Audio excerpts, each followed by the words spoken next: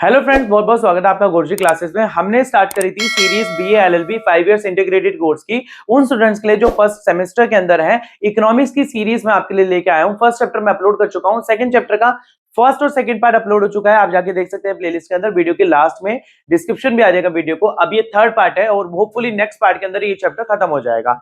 इसके बाद आज हमने करेंगे क्वेश्चन का आगे, पर उससे पहले मैं आपको बता दूं, जो स्टूडेंट्स मेरे चैनल पे नए हैं वो मेरे नंबर 8851450051 पर व्हाट्सएप करके मेरे से इस पूरी पीडीएफ का पूरी चैप्टर का नोट्स ले सकते हैं। फ्री में हिंदी और इंग्लिश में पीडीएफ आपको अवेलेबल हो जाएगी मेरे नंबर के थ्रू, और जो कि इस नंबर पर आप कांटेक्ट करके ले सकते हैं। अगर आपने चैनल मेरा अब तक लाइक शेयर सब्सक्राइब नहीं करा तो प्लीज कर लीजिए। चलिए शुरू करते हैं क्वेश्चन नंबर 3।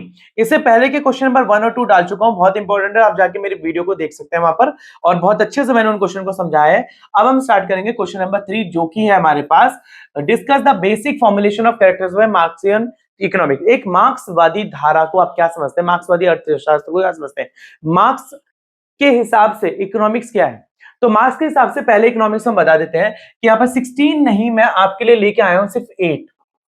यानी कि अगर आपका 20 मार्क्स का ये क्वेश्चन आता है तो 20 मार्क्स के क्वेश्चन के अंदर आप सिर्फ 8 लिख सकते हैं आराम से। 8 टॉपिक लिखने के बाद आप एक्सप्लेन कर दीजिए उनको अपनी लैंग्वेज में, आराम से आपको नंबर मिल जाएंगे। पहला है the labour theory. Labour theory का मतलब क्या होता है कि सेंट्रल इकोनॉमिक्स यानी कि लेबर, जो लेबर है हमारे यहाँ पर, जो प्रोडक्ट्स है वो लेबर के ऊपर डिपेंड है। लेबर के ऊपर डिपेंड का मतलब एक लेबर कुछ चीज बना रही है, दूसरी लेबर उसी की दूसरी चीज बना रही है। जैसे कि अगर ये पेन है, पेन के साथ इसकी जो निब है वो कोई और दूसरी लेबर बना रही है, पेन की बॉडी कोई और दूसरी लेबर बना रही है, तो यानी कि इंटर रिलेटेड है। यानी कि जो हमारी जो सोसाइटी है वो लेबर से चल रही है, पहली बात। दूसरा क्या है, सोशली नेसेसरी। सोशली नेसेसरी का मतलब क्या होता है कि लेबर क्या होता है यहाँ पर, कि लेबर के अंदर जो समाज के अंदर क्या जरूरत है। अगर लेबर सोशली स्किल्ड है, स्किल्ड का मतलब कि अगर लेबर के पास प्रॉपर एजुकेशन है, प्रॉपर स्किल्स है, तो वो जल्दी से जल्दी प्रोडक्ट्स को बना सकते हैं। यानी कि अगर सपोज करें कि मेरे पास एजुकेशन है और मैं स्किल्ड हूं, तो मैं आपको एजुकेशन दे रहा हूं यहाँ पर इसी के कंपेरेटिवली। यानी कि अगर मैं ऐसी लेबर जो आज की मॉडर्न थ्योरी के साथ पूरी फेमिलियर है और फेमिलियर होके काम कर सकती है, मॉडर्नाइजेशन के साथ, मतलब मॉडर्न मशीन के साथ फेमिलियर होके काम कर सकती है, तो उस लेबर की बात यहां पर चल रही है कि लेबर जो है सोशली नेसेसरी है। इसी के बाद यहां पर आ जाता है the value of labour power, यानी कि लेबर के हाथ में पावर। अगर लेबर ही काम नहीं करेगी तो भैया प्रोडक्ट्स कैसे बनेंगे, प्रोडक्ट्स नहीं बनेंगे तो जो कैपिटलिज्म सोशलिज्म दोनों ही ठप पड़ जाएंगे। यानी कि कैपिटलिस्ट इकोनॉमी और सोशलिस्ट इकोनॉमी दोनों ही ठप पड़ जाएंगे और काम आगे चलेगा ही नहीं। इसका मतलब है the exchange value of the labour power is determined like the exchange value of commodity. अगर लेबर की एक्सचेंज हो रही है तभी तो कमोडिटीज एक्सचेंज हो रही है ना भाई। इसके बाद आता है यहाँ पर bye the labour the needed production the means of the subsistence the labour. यहाँ पर क्या है कि किस तरीके की प्रोडक्शन चाहिए और तभी वो प्रोडक्शन बनेगी। आ गया था सरप्लस वैल्यू। सरप्लस मतलब fluctuating. The labor who does not own the means of production sells his labor power to the capitalist who pays a wage equal to the value of the power. He pays for instance a wage equal to 6 labor hours। देखो यहाँ पर क्या है कि जितना labour काम कर रही है उसके अकॉर्डिंग जो कैपिटलिस्ट है वो पे कर रहे हैं, ठीक है ना, या सोशलिस्ट इकोनॉमी भी उसको पे कर रही है लेबर को उसके काम के अकॉर्डिंग। इसी में if 6 labor are needed to produce the daily substance for the laborer, but the capitalist has bought the whole day's labor power, say 12 hours of a labor, the exchange value of the commodities produced by the labor is therefore equal to the 12 labor। देखो अगर 6 लोगों की जरूरत है किसी भी चीज को बनाने के लिए, और उसी के एडिशनली अगर मैं बोलूं कि 6 यहां पर बोला जाए कि 6 लेबर आवर आर नीडेड। देखिए यहां पर क्या कि 6 लोगों की जरूरत है और 6 ही घंटे वो लोग काम करेंगे, तो कैपिटलिस्ट क्या करते हैं 6 लोग और रख लेते हैं और एक 12 घंटे का टाइम रख लेते हैं और 12 लोग उसको काम को कर रहे हैं। यहां पर क्या है, exchange value of the commodity produced by the labour is therefore equal to the 12 hours. यहां पर क्या है कि जो एक्सचेंज वैल्यू है लोगों की, जो कमोडिटीज की एक्सचेंज वैल्यू है वो 12 लोगों के मेहनताना के बराबर हो जाएगी। यानी कि जो कमोडिटीज आपस में एक्सचेंज हो रही हैं वो 12 लोगों के मेहनताना के बराबर है। आ गया था कांस्टेंट कैपिटा, मतलब कि बराबर इनकम एंड वेरिएबल कैपिटल। देखिए यहाँ पर constant capita and variable capital, ये पूरा एक फोल्डर है, एक पूरा मतलब पॉइंट है यहाँ पर, sorry. The value of the commodity consist 3 parts, 3 part में है कमोडिटी की वैल्यू, यानी कि किसी भी चीज की वैल्यू 3 पार्ट में। कैसे, constant capital, variable capital and surplus value. देखो एक तो वैल्यू क्या है कि बराबर, जितना दिया उतना ही लेबर वापस, कांस्टेंट कैपिटल। दूसरा क्या है, वेरिएबल कैपिटल, किसी की ज्यादा किसी की कम, किसी की ज्यादा किसी भी कम, तो वो वेरिएबल। अगला आता है सरप्लस कैपिटल। सरप्लस मतलब एक की ज्यादा एक की कम, सरप्लस एक की ज्यादा एक की कम। The constant capital is the value of the whatever part of the machinery is used up in the production process, depreciation of the raw material. This part of commodity value is called the constant capital because it remains a constant, does not produce a surplus value of the capital. देखिए यहाँ पर मैंने सिर्फ एक ही को example में दिया क्योंकि इतना ही काफी होता है। दो को आप अपने हिसाब से लिख सकते हैं कि कांस्टेंट कैपिटल होता है जितना प्रोडक्शन बन रहा है उतना ही आपको इनकम मिल रहा है, और वेरिएबल जितना ज्यादा काम उतनी ज्यादा इसके अकॉर्डिंग आपको, मतलब कभी कम काम में ज्यादा इनकम, कभी ज्यादा काम में कम इनकम, तो ऐसा वेरिएबल है। और सरप्लस कम काम ज्यादा इनकम, ज्यादा इनकम कम काम, और ज्यादा काम कम इनकम, इस तरीके से। इसके बाद the organic composition of the capital, यानी कि कैपिटल का जो कंपोजिशन है वो ऑर्गेनिक तरीके से हो। कैसे, देखिए the organic composition of capital is the ratio of the constant capital two variable capital. देखिए जो कांस्टेंट कैपिटल का कंपोजिशन है वो वेरिएबल कैपिटल के हिसाब से, इट आल्सो एक्सप्रेस एज, देखो इसको क्या बोला जाता है, CV constant variable, CC constant capital plus variable capital, यानी इसको CC CV plus CC and V variable capital, इस तरीके से बताया जा रहा है। The ratio of the constant capital is total capital the organic composition of the capital owing to the technology advance undergoes the continuous change in the favour of the constant capital. देखिए जितना भी constant capital का ratio है वो constant labour के बराबर में ratio में जा रहा है। इस पॉइंट को अगर आप ना भी लिखें, 5 पॉइंट लिख दें तो सफिशिएंट है। मैं मानता हूं थोड़ा सा अटपटा पॉइंट है, ये नहीं समझ में आता तो 5 पॉइंट मोर देन इनफ है आपके लिए। इससे ज्यादा आपको इसमें पढ़ने की जरूरत नहीं है मार्क्सिज्म के अंदर। आगे मैं 2 पॉइंट छोटे छोटे और लेके आया हूं, आपको उसको भी पढ़ लेते हैं। देखिए the rate of the profit, the rate of the profit is the ratio surplus value to the total capital. देखिए द सरप्लस कैपिटल, देखिए जितना प्रॉफिट आ रहा है लेबर से ज्यादा है या लेबर जितनी लगाए उससे कम है प्रॉफिट, तो उसे सरप्लस बोला जाएगा। Rate of the profit determined by the rate of the exploitation surplus value by the organic composition of the capital value. ठीक है, जितना हम लेबर से काम ले रहे हैं उसके अकॉर्डिंग क्या प्रॉफिट आ रहा है तो उसे बोला जाएगा सरप्लस वैल्यू। इसके बाद the falling rate of the profit, falling rate of the profit का मतलब होता है since the organic composition of the capital undergoes a continuous change. की जो कैपिटल है, organic composition of the capital, capital जैसे बन रही है वो कंटीन्यूअसली चेंज होती जा रही है। तो इसके बाद क्या बोल जाएगा, कौन सा, the rate of the profit must have the tendency to fall, यानी कि प्रॉफिट के अंदर क्या टेंडेंसी की गिरने की। जैसे जैसे लेबर बढ़ रही है प्रॉफिट आपका गिर भी सकता है, अगर उस हिसाब से अगर आपकी सेल नहीं हो रही है। माइक चल रहा है ना, हाँ माइक चल रहा है भाई। देखो जैसे जैसे आपकी बढ़ रही है कैपिटल, उस हिसाब से आपका प्रॉफिट भी बढ़ना चाहिए। Because only the variable part of the total capital produce the surplus, यानी कि जितना variable part of the profit कम ज्यादा प्रॉफिट चल रहा है वो ही सरप्लस क्रिएट करता है। सरप्लस का मतलब होता है ऊपर नीचे। ठीक है, तो स्टूडेंट्स ये वाला क्वेश्चन मेरा 5 है, नंबरिंग थोड़ी गलत है। तो अब बात कर लेते हैं 5 वाले क्वेश्चन की। 5 वाला क्वेश्चन भी हमारा है और इसके बाद हमारे पास यस एक ये हम इस 5 वाले क्वेश्चन को कंफर्म करके चलते हैं यहाँ पर। देखिए explain the meaning and the main feature of mixed economy, explain the merit and demerits of mixed economy। मिश्रित अर्थव्यवस्था, मिक्स इकोनॉमी का मतलब होता है मिश्रित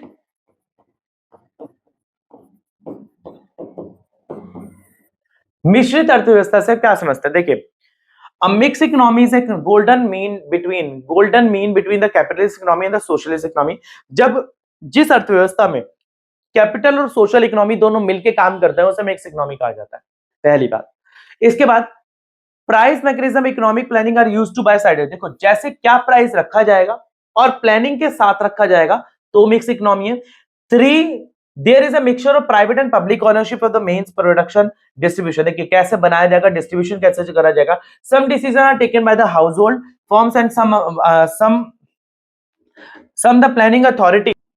all the developing countries like India are mix economy. देखिए इंडिया और जो डेवलपिंग कंट्रीज है वहां पर मिक्स इकोनॉमी ही है, यानी कि सोशलिस्ट और कैपिटलिस्ट दोनों मिलकर काम करते हैं, दोनों प्राइस को डिटरमाइन करते हैं, दोनों आगे प्लानिंग के साथ चलते हैं। ये हमारे पास है।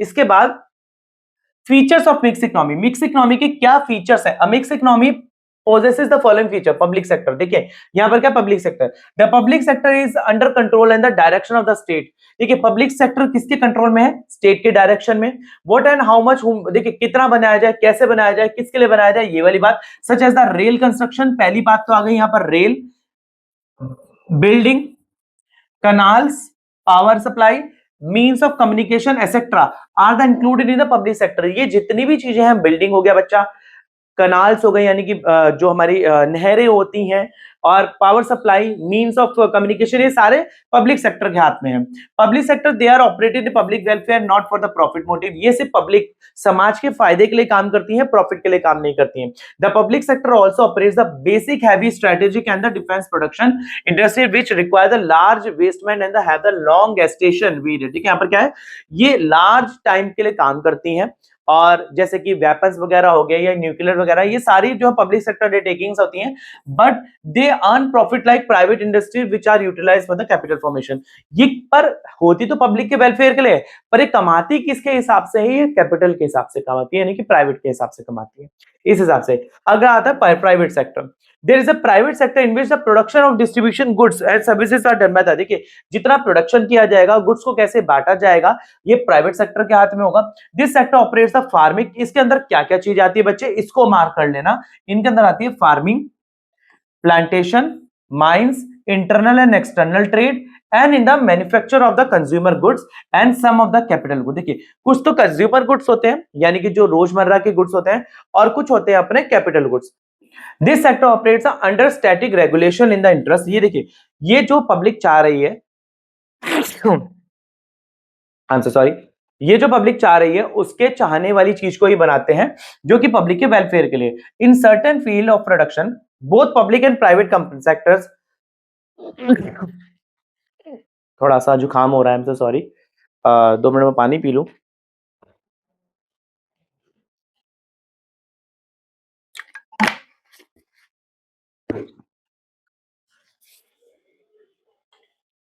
ये पब्लिक और प्राइवेट सेक्टर के ऑपरेट होने से कंपेटिटिव स्पिरिट होती है this is again in interest of the society ये भी सोसाइटी के फायदे के बारे में ही होता है इसके बाद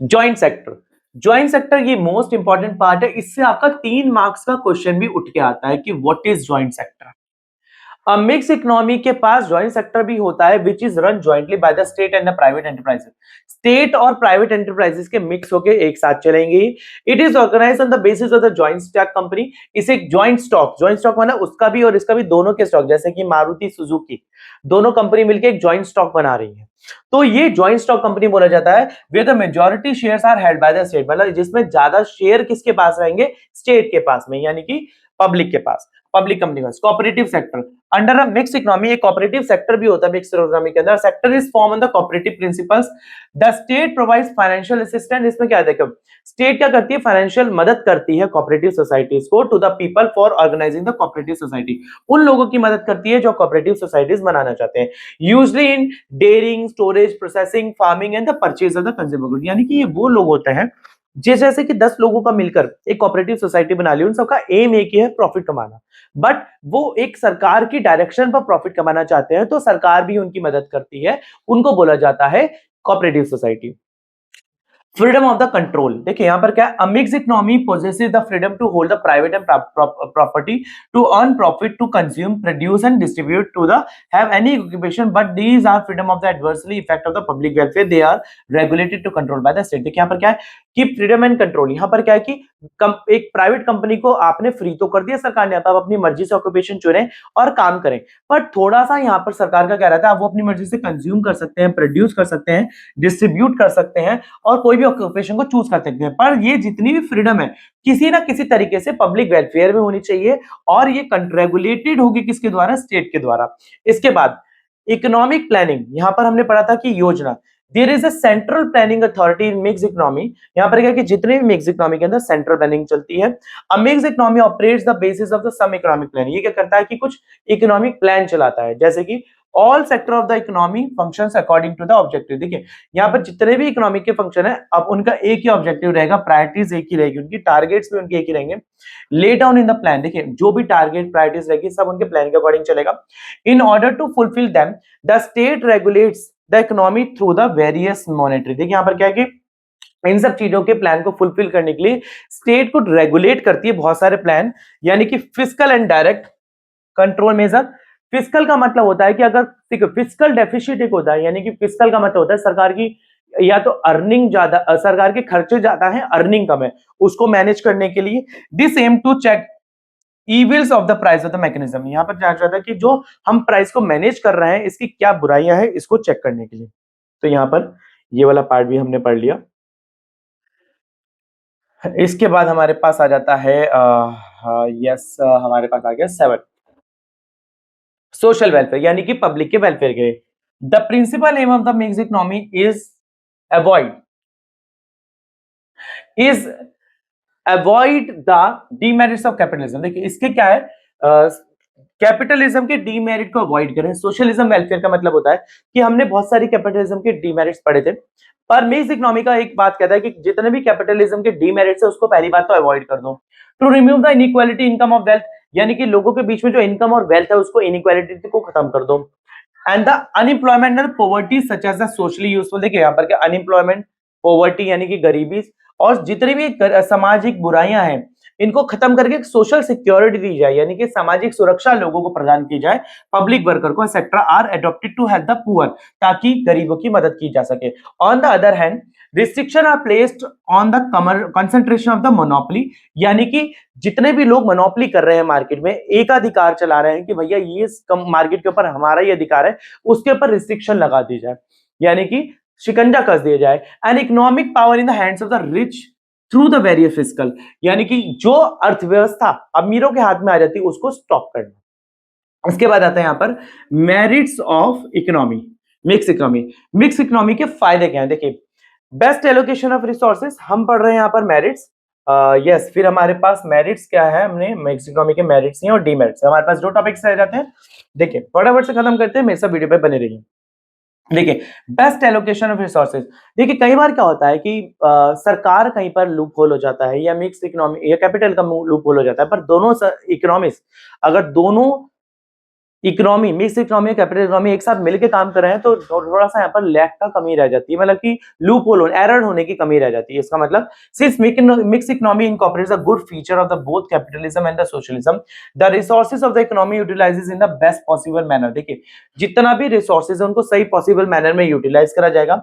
the price mechanism of the profit motive and the freedom of the consumption. देखिए यहाँ पर क्या है कि अब जो जो प्राइस मैकेनिज्म है, यानी कि मूल्य का निर्धारण करना अब फ्रीडम है हमारे पास, और किस तरीके से प्रॉफिट कमाया जाएगा, प्रोडक्शन किया जाएगा, ऑक्यूपेशन को कैसे लीड करा जाएगा, कौन से कैपिटलिस्ट कौन कौन सी ऑक्यूपेशन को एडॉप्ट करेंगे, resources within the economy. But where possibility of the mal allocation resources appears the state regulate the control the refacilitated. देखिए जहां पर लगता है कि मेल एलोकेशन का मतलब कि जो रिसोर्सेज है उनका गलत तरीके से एलोकेशन हो रहा है, उसको स्टॉप करने का सरकार अपने पास ओहदा रखती है।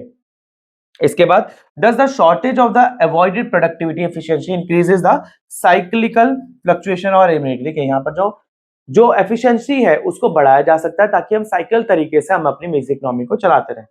इसके बाद secondly general balance, a mixed economy maintains a general balance between the public sector and the private sector। Mix economy क्या करती है कि पब्लिक और प्राइवेट सेक्टर के बीच में बैलेंस बना के चलती है। There is a competition as well as a corporation accumulation of economic growth further. देखिए अब मिक्स इकोनॉमी और प्राइवेट दोनों मिलकर काम करेंगे तो कंपटीशन बढ़ेगा मार्केट में, कंज्यूमर के लिए बेनिफिट रहेगा, जिससे आगे कंज्यूमर के फायदे के लिए है। इससे क्या होगा, performance and the corrective measure are adopted accordingly, thus the inconsistence of the private enterprises economy and the paper gases of the planned economy are avoided और mixed economy। देखिए यहाँ पर क्या जो इनकंसिस्टेंसी चल रही थी प्राइवेट इकोनॉमी और कैपिटलिस्ट इकोनॉमी के बीच में, प्राइवेट और सोशल इकोनॉमी के बीच में, उसकी इनकंसिस्टेंसी को मेंटेन करा जाएगा। इसके बाद वेलफेयर स्टेट। देखिए अब मिक्स इकोनॉमी और प्राइवेट इकोनॉमी दोनों का मोटिव है इकोनॉमी को स्टेबलाइज करना है स्टेट के अंदर, और जब दो लोग मिलकर एक इकोनॉमी को स्टेबलाइज कर रहे हैं तो स्टेट तो वेलफेयर बनेगी बनेगी। तो ये उसी बारे में बोल रहा है, a mix economy contains all the feature welfare state, there is no exploitation either by the capitalist under the free enterprises.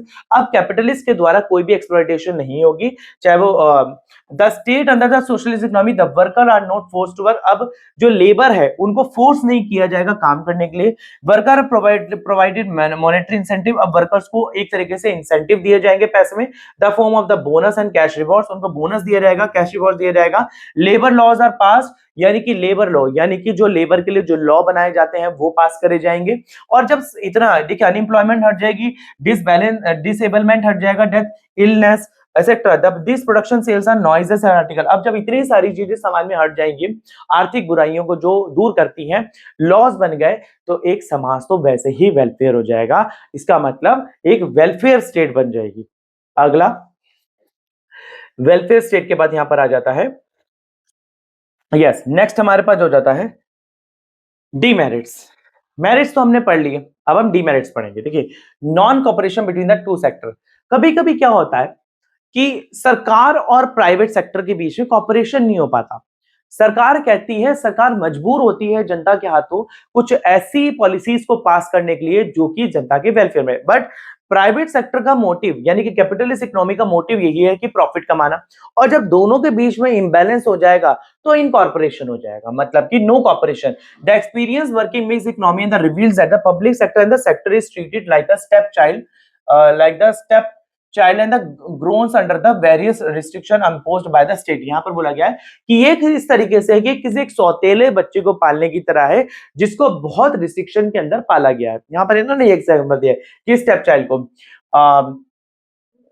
यहाँ पर बोला गया है the private sector is taxed by heavily while the public sector is given subsidies. यहाँ पर क्या कि private sector बहुत ज्यादा टैक्स लगाते हैं जबकि पब्लिक सेक्टर तो सब्सिडी गिवन करते हैं, सब्सिडी देते हैं। तो यहाँ पर थोड़ा सा नॉन कॉपरेशन हो गया। अगला आता है inefficiency of the public sector. देखिए the public sector of the mixed economy big burden like the economy because it works the inefficiency. देखिए बहुत ज्यादा बर्डन है पब्लिक सेक्टर के ऊपर जिसकी वजह से इनएफिशिएंसी आती है। ब्यूरोक्रेटिक कंट्रोल यानी कि नौकरशाह के हाथ में control, inefficiency, there is over staffing the personnel, यानी कि बहुत एक काम को करने के लिए बहुत ज्यादा लोग रखे हुए हैं।